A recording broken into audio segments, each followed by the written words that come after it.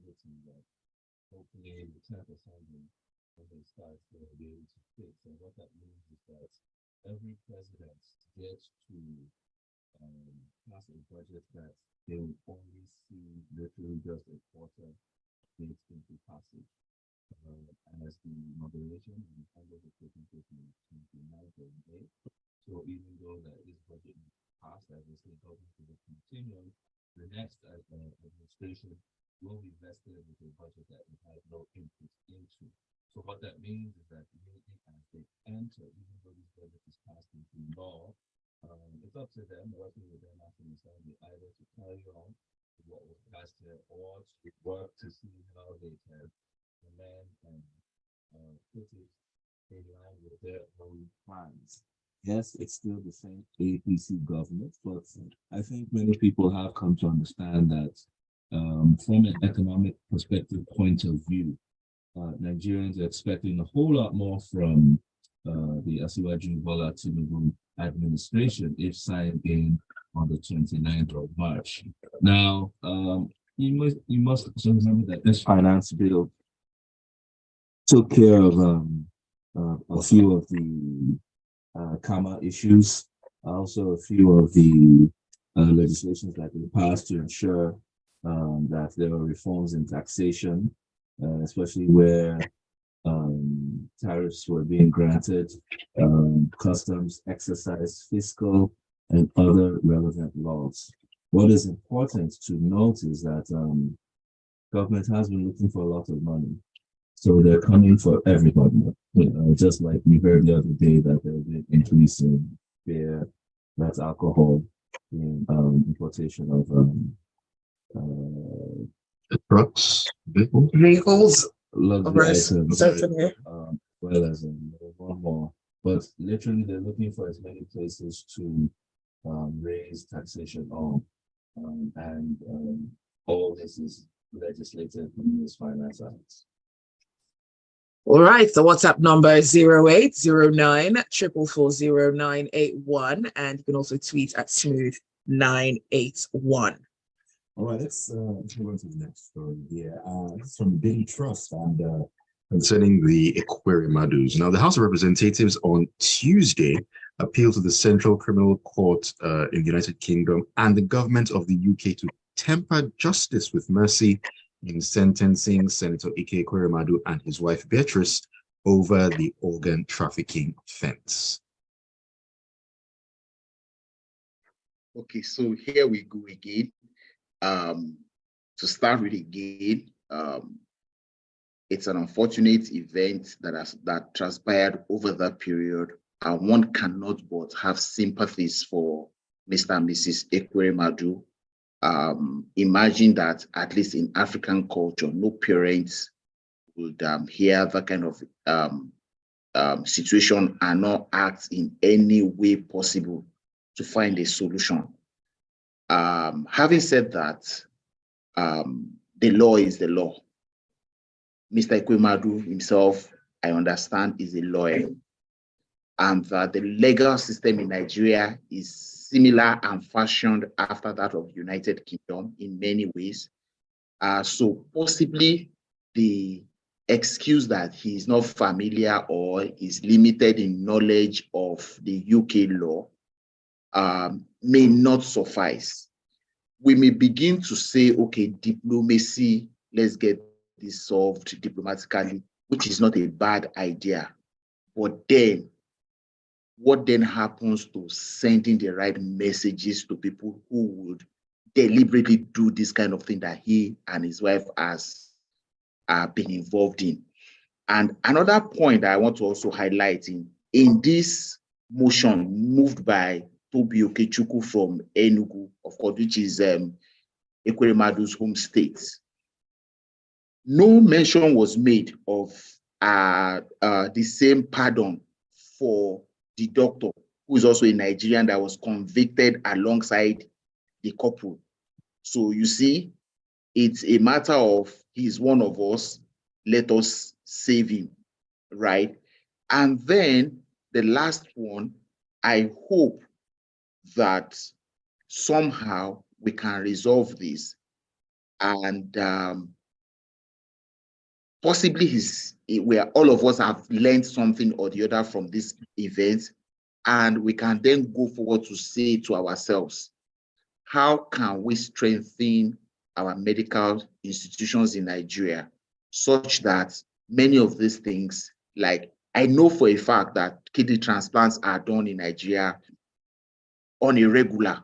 So how can we strengthen our institutions here such that things like this will not need to take us out of Nigeria, cost us this kind of embarrassment at that level, cost us the foreign currency that needs to be moved out of Nigeria, and all the things that this thing has cost us.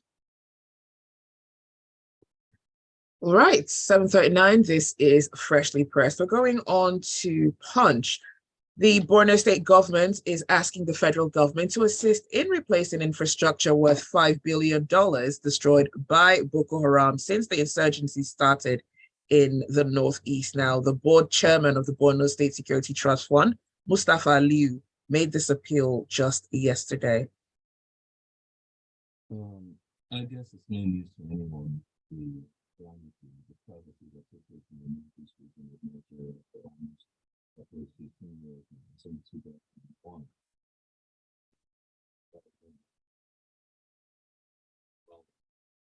Services in both states took over the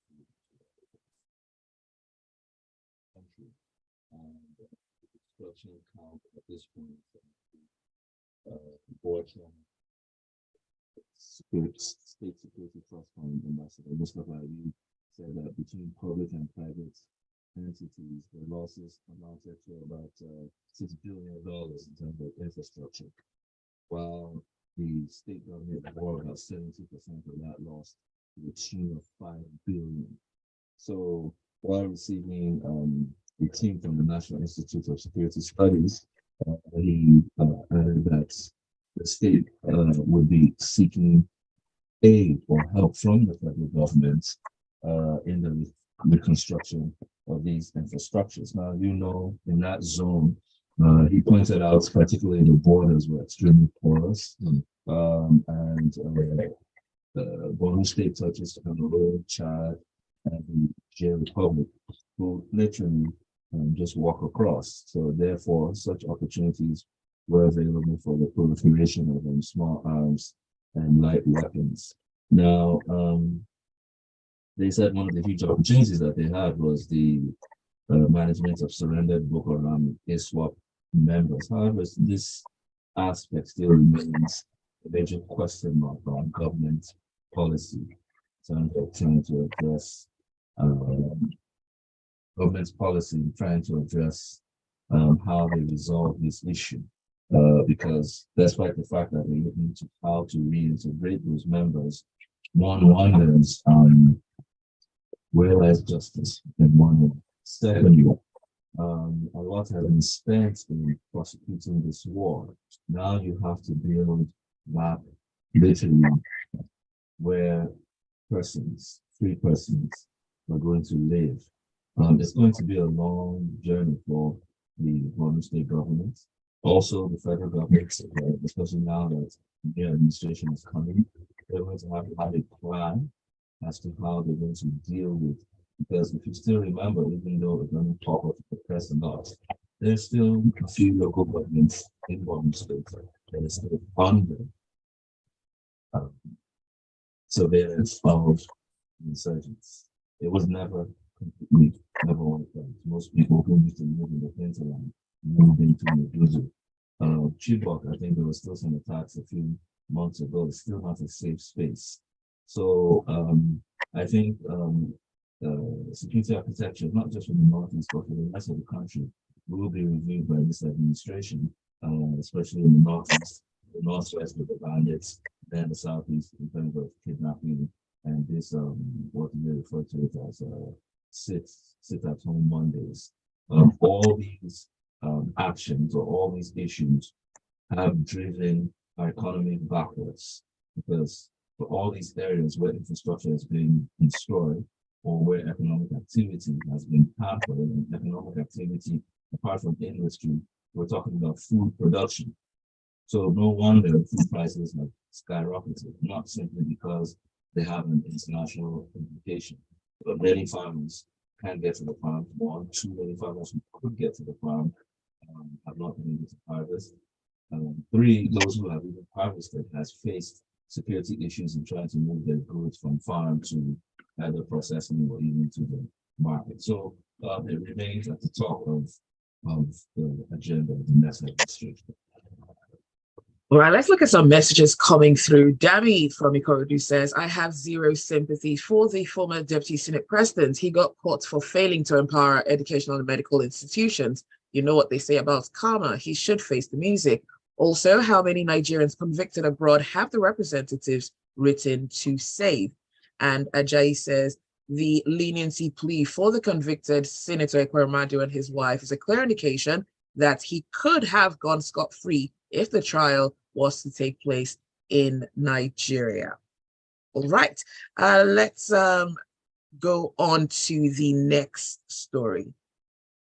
All right, on to the next story, and this is from the Punch newspaper. So the President, Muhammadu Buhari, has inaugurated an advanced communication facility, code man, the Giwa 2 project for the operations of the Nigerian Armed Forces. Let me start by saying congratulations to the Nigerian Armed Forces. Again, for every time they get something new from the government of Nigeria, we know how progressively between 1985 and maybe 2007-ish, thereabouts, the military had been relegated to the background and degraded in terms of capacity, capability, and even in resourcing. Of course, for obvious reasons in those years. And this government in the last 8 years has possibly done so much so well within available means for the military in terms of equipment, in terms of empowering the members of the armed forces. And this project could named Giwa 2 project. Giwa in Hausa is elephant, which I will say it in my head in English, means elephant 2 project. The representative of elephant is that it is big. So I assume and I project that this is a big project, and that's why they could name it as such, and that it is supposed to help communication with all military installations within Nigeria. And the Chief of Defense Staff has said that it will be used judiciously to promote and to prepare Nigeria for electronic warfare, information warfare, and cyber warfare. Meanwhile, this project is supported actively by the CBN and the Ministry of Communication. Here, the Minister of Information promises that they would also help. They will also allow was asking the Defense Ministry to also help to use the infrastructure to support rural telephony and agriculture. How that is going to work, maybe as the project goes and as people get to use it and get familiar with it, we will know. But it's a good one for the Nigerian military. So it means that maybe the accidents that we hear in this their war with the insurgents in the northeast and elsewhere, where they mistakenly shoot at civilians and bomb civilian settlements, would probably would become a thing of the past, because there will be better communication in hitting the specific targets they want to hit. So we watch as this goes on. I will project that it is money well spent, because whatever it is you spend to protect and secure your country can never be too much. You're listening to Smooth 98.1. Freshly Pressed continues shortly.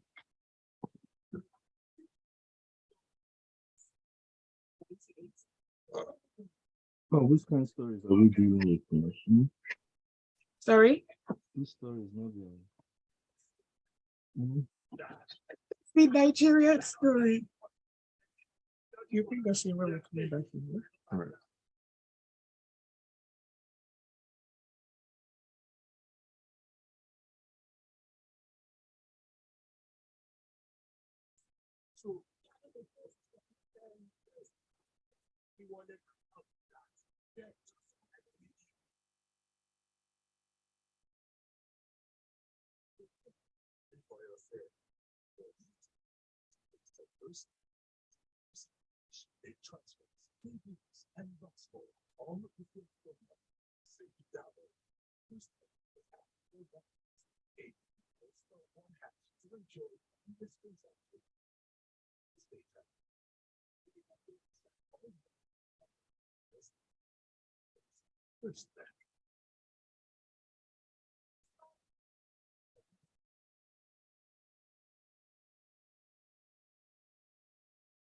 All right, we're going on.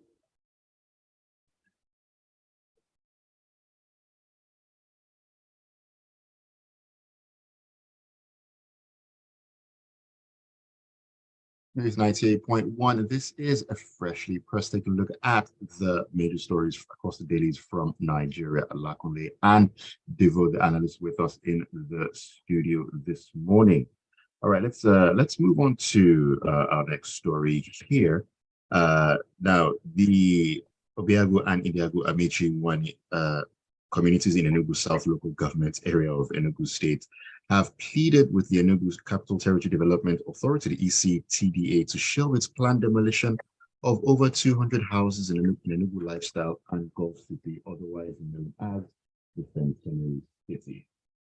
I do. This story will catch the attention of many people. However, there is a day and time when there are many land disputes nationwide. It's not just Lagos. Sometimes we need to cross-reference some of these cases.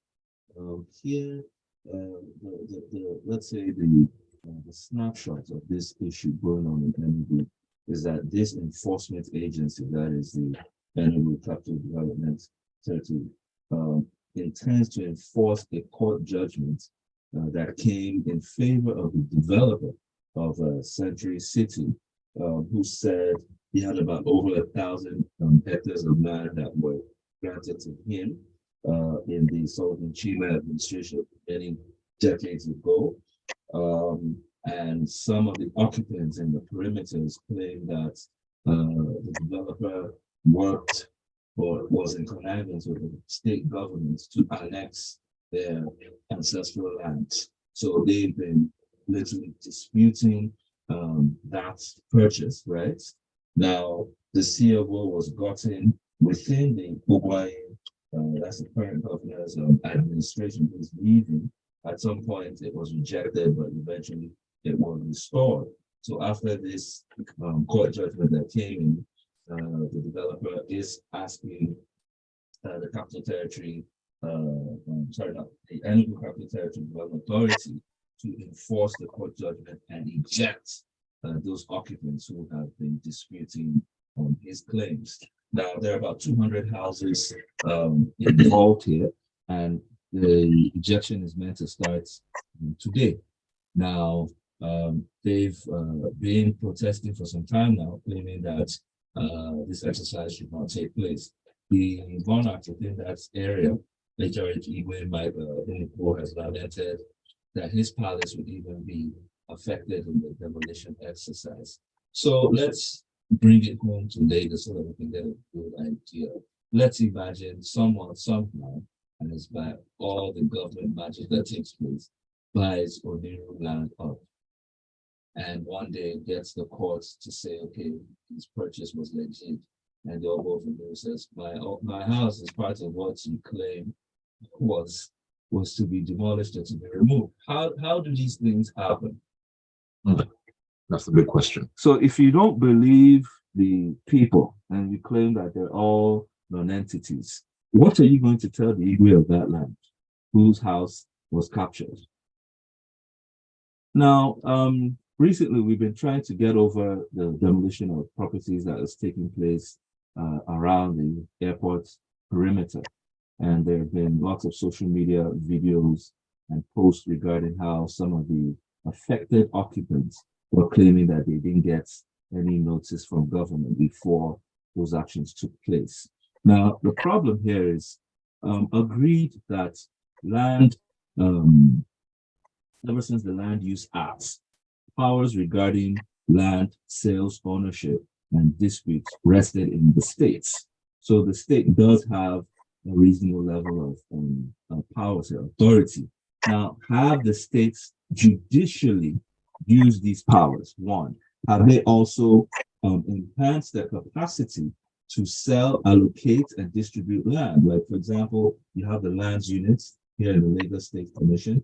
I think the only states that actually did this properly was not even the state, was the Federal Capital Territory in the days of El-Rufai, where he instituted a commission that actually mapped out Abuja, the Federal Capital Territory. And what they stated was that for those who had existing CFOs, and even if you didn't have CFOs, or even if you had family land, come and make your claims now so that we can perimeter the FCT going forward.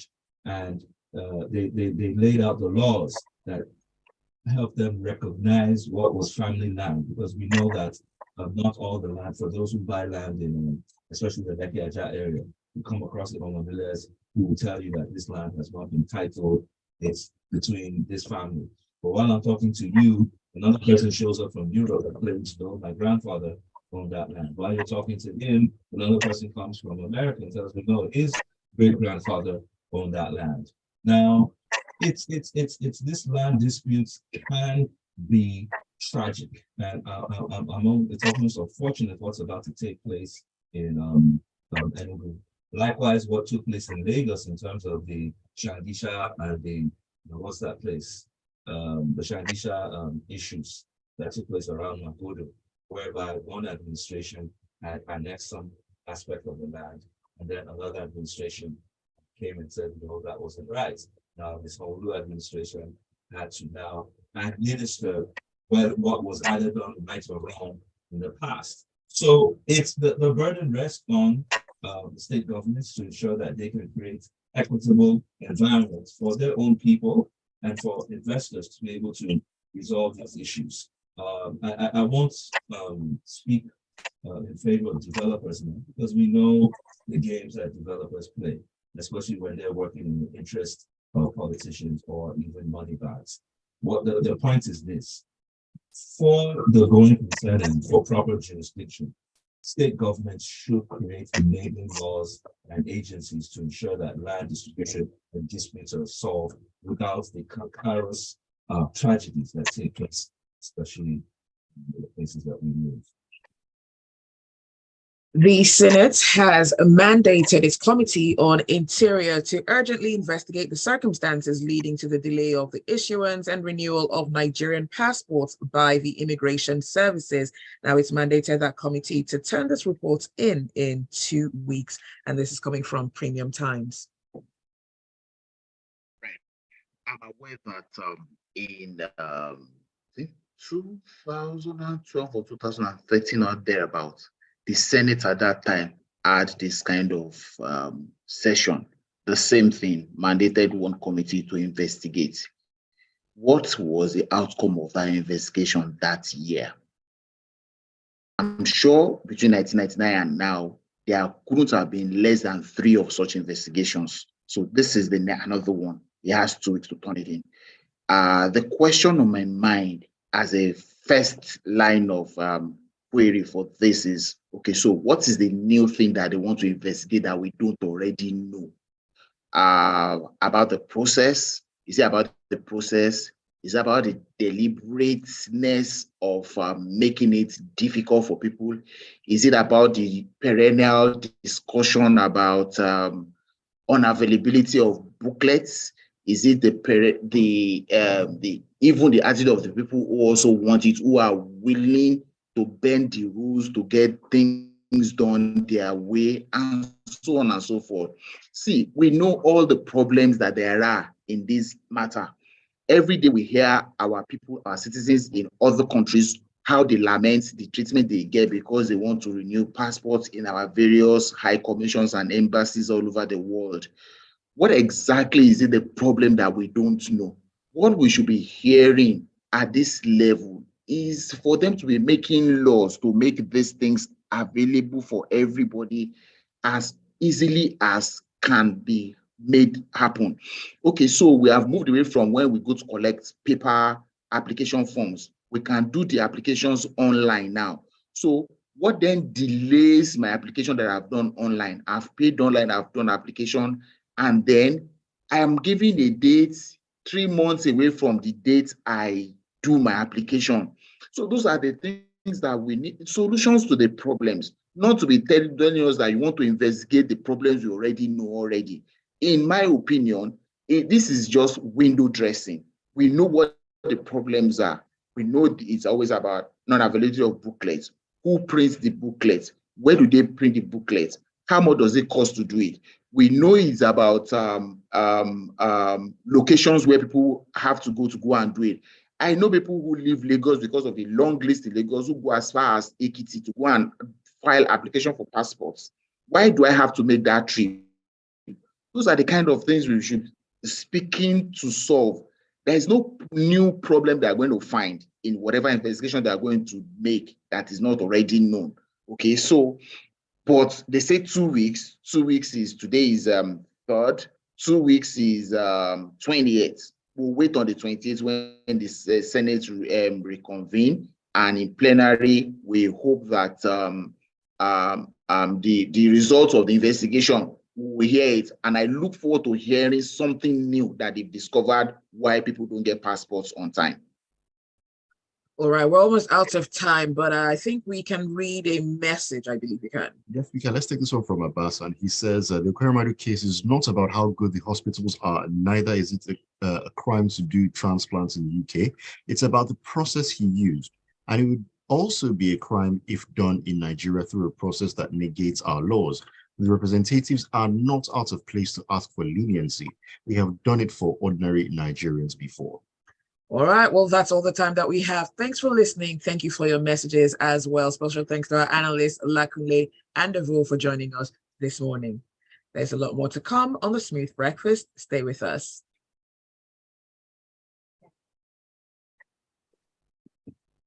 President Zibby. We're streaming. Thanks, Devoe. Lakunle, have a good day. Bye.